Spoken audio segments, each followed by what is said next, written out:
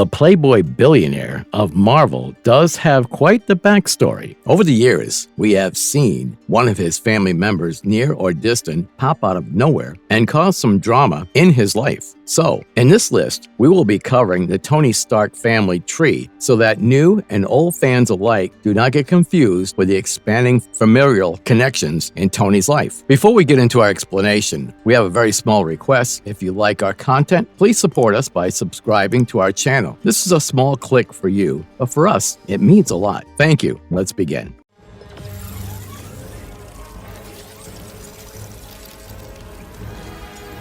Iron Man. Tony Stark is a billionaire industrialist. He is the head of Stark Industries, which is quite popular in the Marvel Universe owing to its diversity. But the world needed more, and Tony had a lot to give. When Tony was kidnapped and asked to build weapons for the kidnappers, he instead used the technology provided to him to make armor that would protect him. He kept working on the armor for the betterment of the country and decided to be a superhero. Eventually, the armor became the suit doused in red and gold, the very recognizable Iron Man armor that we associate him with. He also gave up on weapons manufacturing because he realized how his weapons were causing so much destruction during the war. Like the Cape Crusader of Gotham, Tony keeps his identity as the superhero a secret, leading to a lot of shenanigans and stress as he juggles the responsibility he has, something he can achieve with a supportive family. So let's see if he actually has that.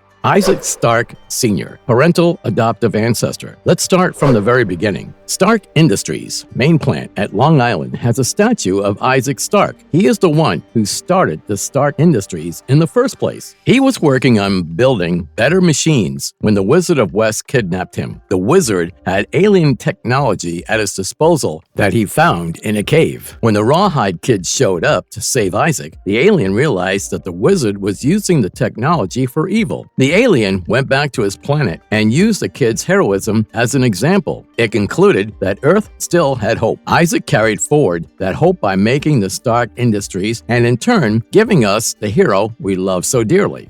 Howard Stark Sr., paternal adoptive grandfather. Howard Stark Sr. is Howard Stark's father, making him Tony's grandfather. He had a townhouse built back in 1932 at 890 Fifth Avenue. If the address sounds familiar, it should. The townhouse was given to Tony after his death, and this townhouse eventually became the Avengers Mansion. Jude, father. Jude was a S.H.I.E.L.D. agent who decided to follow along with Hydra ideals and sell out a few agents whenever there was a profit in the bag for him. Despite being a double agent, he decided to pursue a relationship with Amanda, a fellow S.H.I.E.L.D. agent who was specifically told about the double agents in S.H.I.E.L.D. and to be very wary of it. They started dating, and eventually Amanda became pregnant. However, a week before the birth, Jude told Amanda about his mixed ideals and his supportive role in the growth of Hydra. Shocked by his lack of morals, Amanda stabbed him in the neck with scissors and gave the child up for adoption. However, this is not the end of Jude, as he does come back in the later issues, bringing more chaos with him than necessary. Amanda Armstrong, mother. Amanda Armstrong is a S.H.I.E.L.D. agent who ended up finding the horrifying truth that her boyfriend, the father of her unborn child, happened to be a double agent. Understandably, in such a tough situation, she decided to kill her boyfriend with a stab of scissors in his neck and decided to put the baby up for adoption. She only had one condition: the child kept their birth name. What was that birth name? Why, Anthony, of course. Yes, Amanda Armstrong is the actual mother of Tony Stark. When she gave her baby up for adoption, Howard Stark kept an eye on the baby and decided to adopt him to protect his actual son from the intrusive eyes of an alien.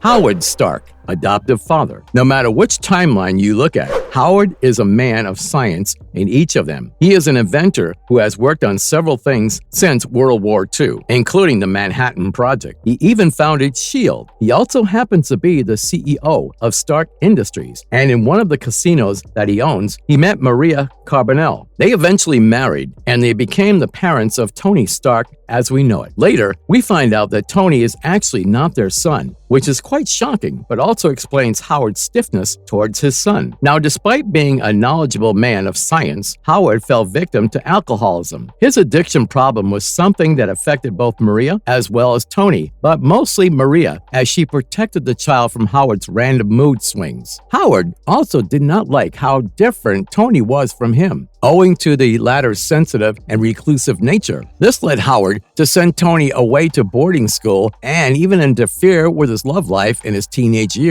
to prevent Tony from dating competitors. Due to all of these reasons, Tony never truly felt like his father was proud of him or loved him. This memory of Howard was left with Tony when Howard and Maria passed away in March in a tragic car accident, which may not be as accidental as it seemed on the surface.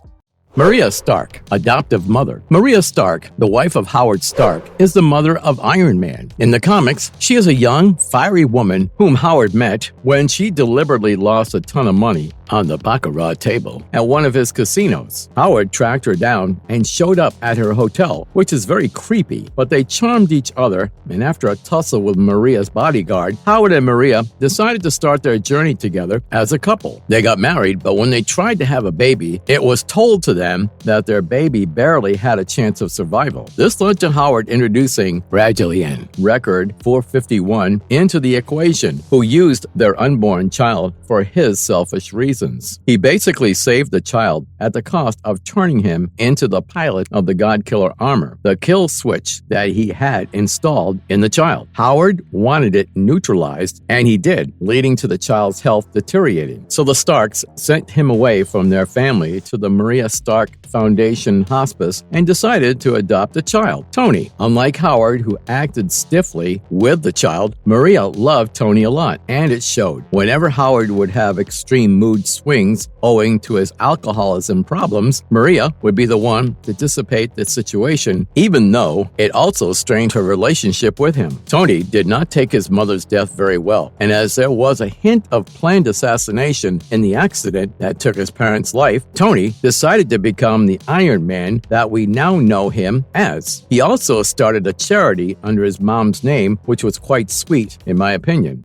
Arno Stark, adoptive brother. One of the biggest shocks that came to the fans of Iron Man movies when they turned to the Iron Man comics was learning that Tony Stark is actually the adopted child of the Starks. Howard and Maria Stark had a baby, but he was kept in the Maria Stark Foundation Hospice. This child was Arno Stark, Tony Stark's adopted brother. When the Radulian Recorder 452 prepared Arno to be born, he also added a kill switch in his genetic composition, which Howard tried to neutralize with a genetic cocktail. While his cocktail helped neutralize the kill switch, it made Arno's health worse, and Arno had to grow up wrapped in a safety bubble away from his parents and watch them love Tony instead. However, when Arno and Tony met, they eventually seemed to get on together as Arno was very eager to work. However, it was clear that Arno was conceited and he had one goal: to prove that he was better than Tony. Because of this desire, Arno ended up creating a lot of issues for Tony, and eventually Tony had to trap Arno in one of his suits, letting his brother live out his life in suspended animation just to stop his evil doing. Emma Frost, wife. When you are a billionaire playboy heir of the Stark Industries, it is safe to say that there will be a lot of people who will be out there wanting to be your wife, and Tony was certainly seen a fair share of women. However, when it came to having a wife, he chose someone who would suit his lifestyle perfectly, and we applaud that. Emma Frost from the X-Men series is a mutant telepath who is popularly called the White Queen of the Hellfire Club, the socialite club that is only for rich people. Hellfire Club is the place where Emma and Tony met, and from the moment they met, there was a little bit of flirtation happening between them. However, as we know, the Avengers and mutants often ended up fighting against one another, and because of these reasons, even though they found each other attractive, Tony and Emma never pursued a relationship. However, they do end up married, and in a way, their pairing is quite good for Tony. Emma shares the finer taste that Tony has when it comes to life. She is was also a businesswoman herself, and she would be able to at least empathize with Tony when he's struggling with Stark Industries, if not help him. Furthermore, as she is the White Queen of the Hellfire Club, it makes her one of the 4 rulers of the club, and she is also able to help Tony out with the Hellfire Trading Company's support wherever Tony may need it. While their relationship is not a flurry of romantic feelings, they are a good pair, and there is no doubt about it. Morgan Stark, adoptive cousin. In Earth 616, Howard Stark had a brother, Edward Stark. Now, Edward Stark was not meant for the trials and tribulations of business life. He did not want to be a part of the failure of the business, so he decided to give his share to Howard. But his son, Morgan, did not like that. In Morgan's eyes, he was cheated out of the Stark fortune because of the father's decision. This led him hating his cousin Tony for no reason other than the good fortune that he had. His hatred for his cousin was so great that when the Big M of Magia asked Morgan to drive Tony insane using the Visio projector, Morgan did so without even thinking about it for a second. His gain from this whole ploy? Morgan wanted to pay off his gambling debt. When this plan failed, Morgan did not use that failure as the wake-up call. Instead, he started getting involved in more and more schemes, which led to him becoming the pawn when Madame Mask and Mordecai Midas were working together to overthrow Tony Stark and get the Stark Industry for themselves. Now, after this, Morgan Stark seemingly died in a car accident, and Mordecai and Madame Mask felt like Morgan was overstepping his boundaries. But as we know, like one of the killers from slasher films, most villains in comic books refuse to stay dead, even if they're not a supervillain. Morgan showed up again, now disabled, with a neutral net that Iron Man used to use at one point. He made a high-tech machinery team known as the Stockpile and wanted to use that to overthrow Tony. I wish I could say that this was the last time we heard of Morgan, but no, he has come back over and over again. From Earth 1610, now that we have covered all of the family members that Tony has in Earth 616, aka the main timeline, let's look at his family in the alternate timeline of Earth 1610. Howard Stark Sr., grandfather. Earth 1610 is known as the ultimate universe, and in this universe, we see something really messed up. It turns out that Howard Stark Sr., aka Tony Stark's grandfather, never died. He, in fact, faked his death to go underground and work on Project Tomorrow, where he put machines and humans together, but not in the way Tony did. His works were far more grotesque than imaginable, and when Tony was kidnapped by Howard Sr., he got to learn the real truth. It turned out that the lady friend whom Tony had gotten entangled with was a spy sent by Howard Sr. to get a free upgrade from Tony. Howard Sr. thought the Remnant 242, which was heavily guarded, would be the piece that would help him out, but it was actually the decapitated head from an alternate timeline that Tony got when Reed Richards opened the multiversal gate. The self-defense mechanism of that head shut down every machine around them when activated, which led to Howard Sr.'s death as he was barely alive thanks to his machine body.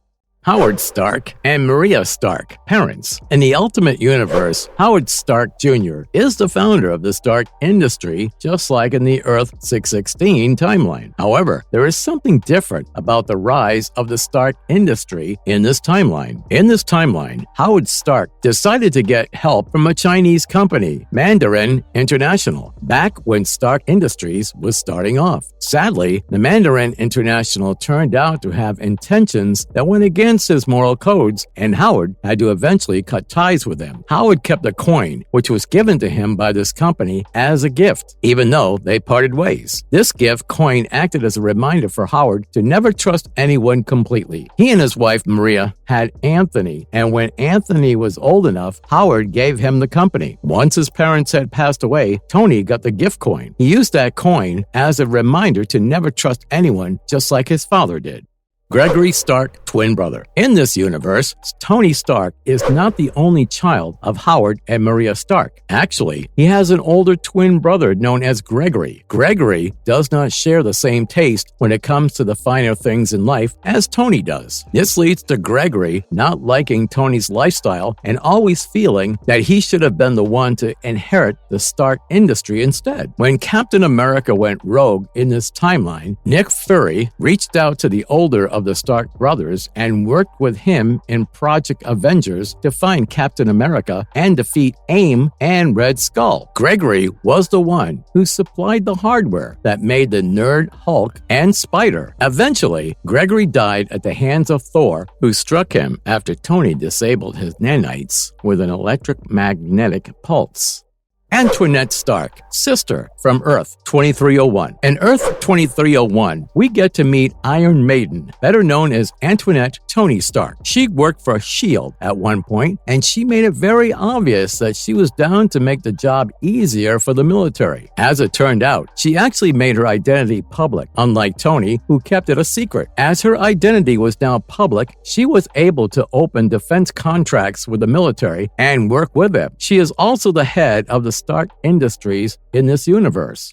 Bethany Cabe, wife from Earth 9119. In the main timeline, Bethany Cabe, the bodyguard, is one of the notable interests of Tony's. She met Tony when Tony was in a rough spot and was turning to alcoholism to solve his problems. Bethany, who had an ex with addiction issues, tried to help Tony out as much as she could. However, when her ex came back into the picture, Bethany left Tony. Nevertheless, in the Earth 9119 timeline, Bethany and Iron Man actually get married. They spend 50 years together, and at one point, she ends up becoming a senator. Now, in this timeline, Bethany succeeds in helping Tony retire from his job as Iron Man. Tony retires after the attack with Ultra Dynamo, which proves that he has, in fact, aged. So once Tony and Beth handed over the responsibility to the new Iron Man, they retired to his space station by using his project Big Jumps, which was the world's first space elevator. Seeing Tony happily settled does bring joy in our hearts as his fans.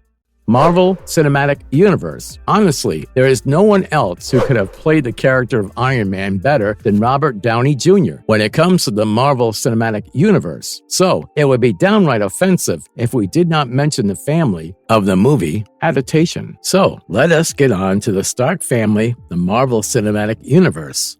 Howard Stark and Maria Stark, parents. The movie universe follows the Earth 1999 timeline, when Howard Stark, father of Tony Stark, is the genius inventor. He founded Stark Industries, and he was the main engineer of the Strategic Scientific Reserve. A big thing about Howard Stark in this timeline is that he was actually friends with Steve Rogers. It was his machine that doused Steve Rogers into the Vita rays and turned him into a super soldier that we know him as. Not only that, Howard also gave Rogers the vibranium shield along with the military uniform that we see Captain America wear. But Howard was a womanizer, a trait that he passed on to Tony. However, when he married Maria, Howard was very whipped for her, and it was pretty cute. They had a baby together in 1970, May 29th, whom we know as Anthony Stark. Their family unit was now complete. However, Howard and Maria were killed in a car crash that was planned by Hydra, even though it was ruled off as an accident, something that weighed on Tony's mind as he never got to tell his mother goodbye.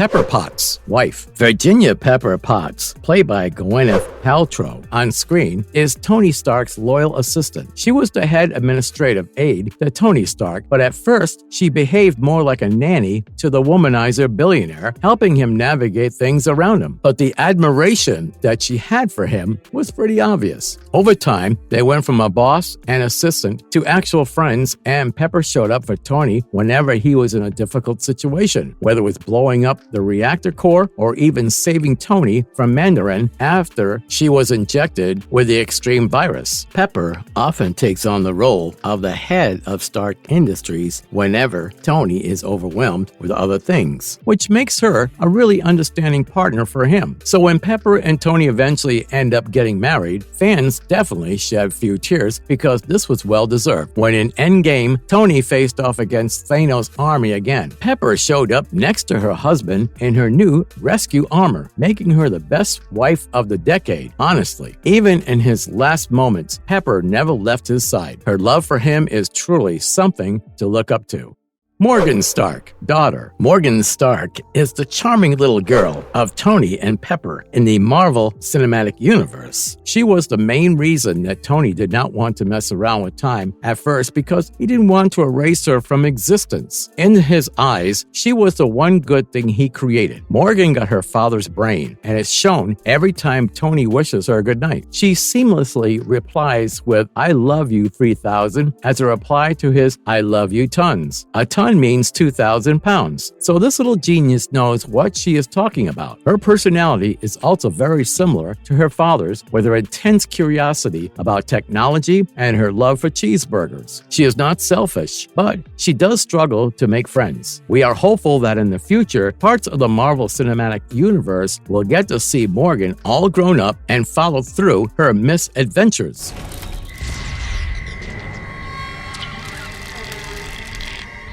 Marvelous verdict. Being such a popular superhero has its pros and cons. One of the cons has to be such a vast family tree. Now that we've had an in-depth look into it, we have to say that Iron Man did end up with quite the interesting families, no matter which timeline we are looking at. So dear viewers, do let us know which one of his families is your favorite. And if you liked our content, don't forget to leave a like and subscribe to us. If you haven't already, have a good one and be safe. Thanks everyone.